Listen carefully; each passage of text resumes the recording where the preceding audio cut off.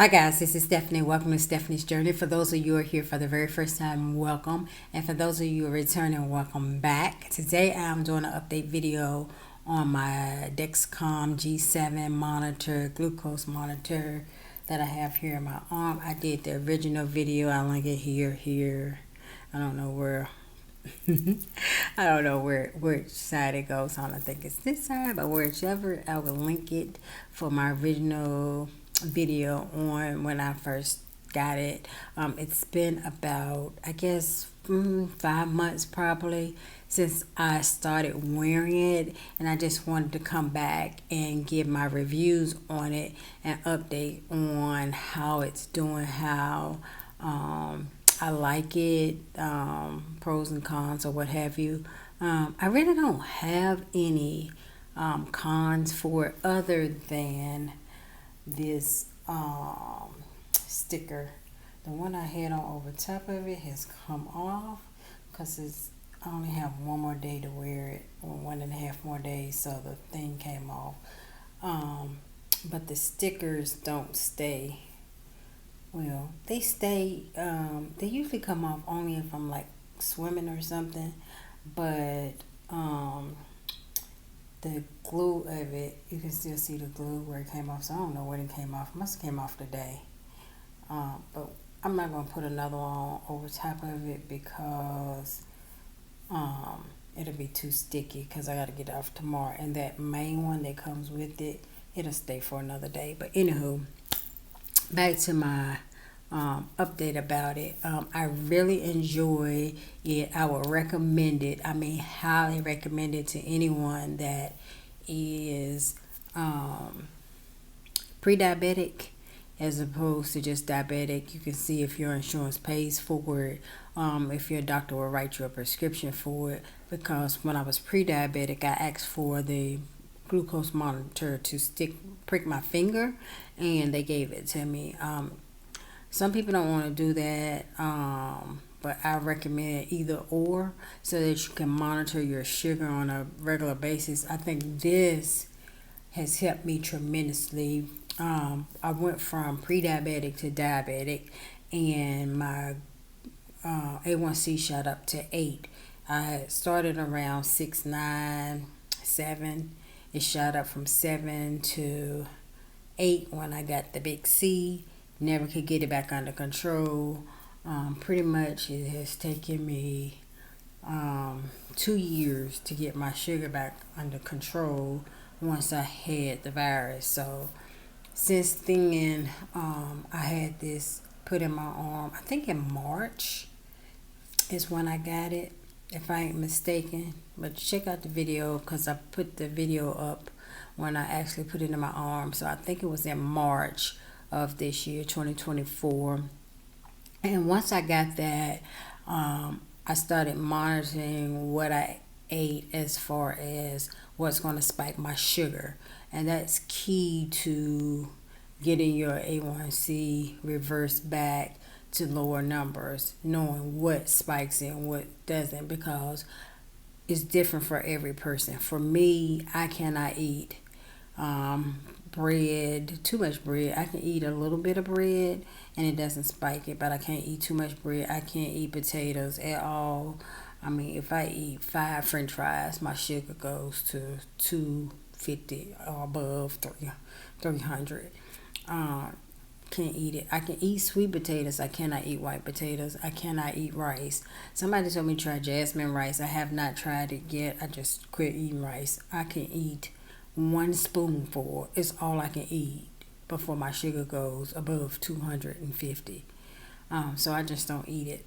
Don't eat potatoes for the same reason. Now, if I want to eat some, then I'm going to have to do 20,000 steps a day for it not to spike my sugar. I cannot eat pasta, which is flour, which is the same thing as in bread. I cannot eat it. So I don't. And that's one of the things you're going to have to decide if you want to be healthy and off medication, or if you want to take that medication and eat whatever you want to.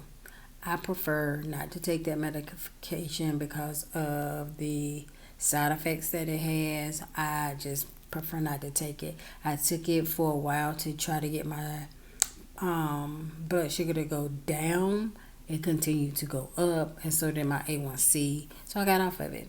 I went to a nutritionist. My nutritionist gave me some meal plans and told me some things to do. Now, I did some of the things. Some of the things I didn't. You have to pick and choose what's good for you and what's not. What I have found is that intermittent fasting works best for me, and to walk at least 3 miles a day. So I was told to walk at least 15 minutes after each time I eat. I don't do that. Normally I walk. My first meal is usually lunchtime, usually around 1 o'clock, and I eat and walk. So I eat my lunch, then I walk. So it's best to walk afterwards. But I think that I've been talking to some people, and if you walk twice a day, it helps it to go down more. I haven't gotten into that. Sometimes I walk twice in a day. If I eat something I'm not supposed to, and my sugar goes up.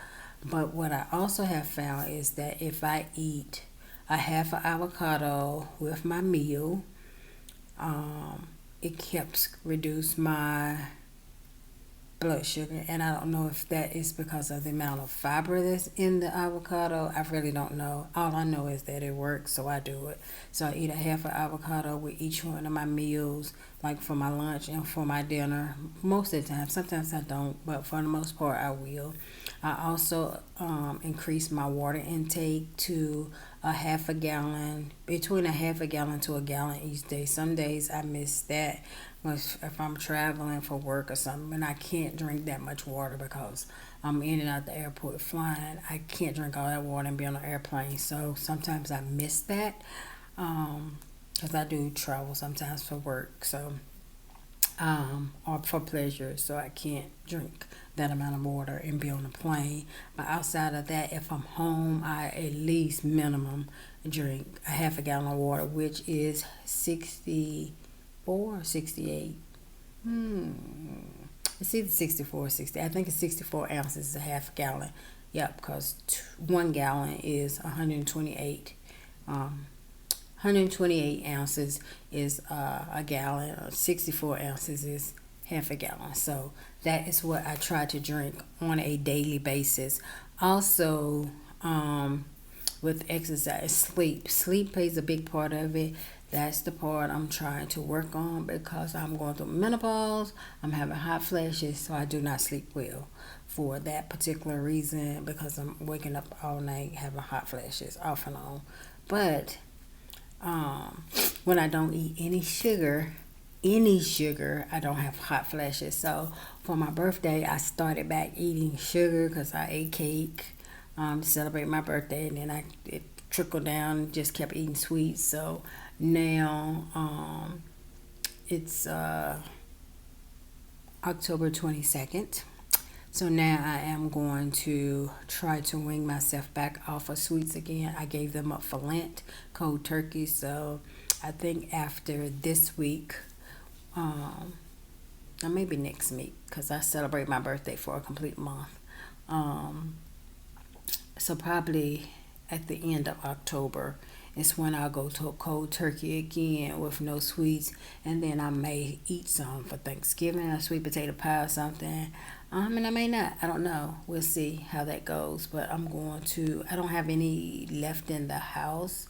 But when I travel, I might eat some or go out to eat with someone. But I'm going to try to go back to no breads, no sugars, just natural sugars from fruits and vegetables, and that's it. I don't really drink fruit juice. I drink tea, but I don't put anything in it. I grew stevia this year, so my plan is to, if I sweeten anything, to use stevia, and I need to find me another alternative, some gluten-free alternative for bread or pasta or something like that. I think I'm going to try the lentil pasta.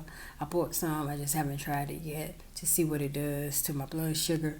So that is the good thing about this device, is You can eat something and then watch it and you'll know what it does to your blood sugar, which is what I really love. And you can segregate it and just eat that one thing and see how it spikes your sugar. You can eat a little bit of it and see what it does, or you can eat a lot of it and see what it does, and just trickle back to see how much you can eat so it does not spike your blood sugar, which is what I love the most about having this Dexcom. And you don't have to get a Dexcom. I think there's like 5 or 6 different ones that's out there.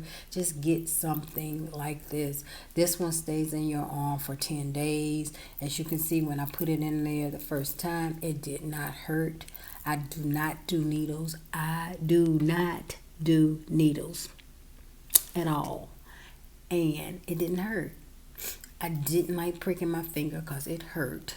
But this, it doesn't hurt at all. So I love it. It's not cheap.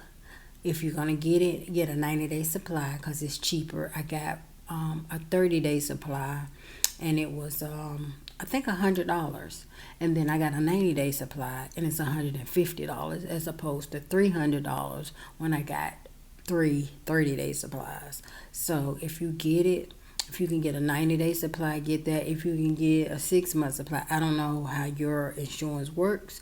I can only get 90 days at a time, and it was much cheaper. So I would recommend that if you get it.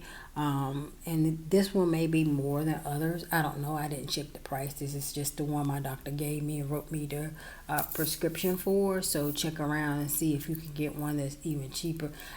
The only place you can wear this one as an adult is on the back of your arm. So I just switch arms each week. And one of my arms left a spot when I went to the, it must be the arm that is already in. When I went to the beach for a week, it got a suntan, left a whole big ring around my arm. Still there, still hasn't faded yet. Yeah, you can see the outline there. It's fading, but it still hasn't faded. But outside of that, I don't have any issues with that other than the thing. I bought some separate ones that go on there. The ones that, instead of the ones that come in the box, I wore it I think 2 or 3 times. Didn't like it because it didn't do right. So if anybody has any recommendation for the overlay sticker, a brand that works really good and not hard to get off, and let me know that. Put that in the comments below. What else? The cons, that's the only con, is the sticker for your arm. I don't have any other issues with it. It's hard to get off. I bought this medical adhesive spray stuff to get off. But I had on some fingernail polish one day and it took my fingernail polish off, and I'm like, what the hell's in this stuff? So I'm like, I don't know if I want that. So I've gone back to putting vitamin E oil on it and just putting oil on it and letting the oil sit, as opposed to putting that adhesive remover, because I don't know what's in it, and I'm real particular now about what I put in my body and on my body. So I don't want that because I don't know what's in it. And I don't know if I've read the back of it to see what's in it, but I bought a big jar. I think I bought 2 big jars. So I need to read the back of it. But if it took my fingernail polish off, then yeah, probably ain't nothing you want to wear put on your skin. And that rolls up under your armpit where all your lymph nodes is, cause no. What else? I think that's it. I really, really, really highly recommend this. Of course, I'm not sponsored by these people. I don't know anything about them, but I'm just giving my very honest opinion. And if you are a person that wants to monitor your glucose, not get on medication, or reverse, if you're on medication, reverse it so that you can get off medication and know what you can and can't eat so that you can regulate and get your A1C down, get your numbers down. And the only way you can do that is by knowing what your numbers are. And the only way you can know what your numbers are is by checking it, by having something in your arm where you can see it all the time, or you pricking your finger 800 times a day. Do the math. Once every 10 days or 800 times a day. I'm going to go once every 10 days. That's all I'm saying. It doesn't hurt when you sleep, none of that. And when when you eat something you're not supposed to, that thing beeps. Oh my God. Beep beep beep beep beep. You can change the settings to a different amount. Like mine goes off once it hits 250. If I eat cake, if I eat potatoes, fries, rice, it goes off. So best not to eat those things. Find alternatives to eat, which is what I'm doing. I got my numbers down. My average number when I first started was 170, I think. 170. Now I'm down to 140. My A1C on the thing says it was a 6.9, but I have had a bad few weeks for my birthday, so the number has gone back up to 7, and my average number now is, where's my phone? I think it's 154. It's gone up from eating sugar for 2 weeks, well, it's been 3 weeks now. I've still been eating it, so I got one more week to go because I'm going to celebrate my birthday. But I don't go back to the doctor until about I think he gave me 6 months this time instead of 3. I was going every 3 months, but because I have reversed my numbers and was going backwards, he's like, yeah, you're doing the right thing. Can you help my other patients? But anywho, that's all I wanted to do. I want to come on here and give an update on my Dexcom 7, give my pointers, because I absolutely love this device. I don't care how much it costs. If the insurance don't pay for it, I will figure out how to get it myself or get another version of it that's cheaper, because I won't ever stop wearing this thing. As long as I am diabetic or pre-diabetic, I will have this thing in my arm. I want to work out more. My nutritionist did tell me that I need to build muscle, which that's next on my list. I had a membership to the gym. I got one. I was going to do it. I've been a member for a year. It's the $10 one, but still, that's $120 I threw away. So what I need to do is carry my tail to the gym, build muscle. I do walk. I walk every day, just about 3 miles. Sometimes 2, 2.5, 3.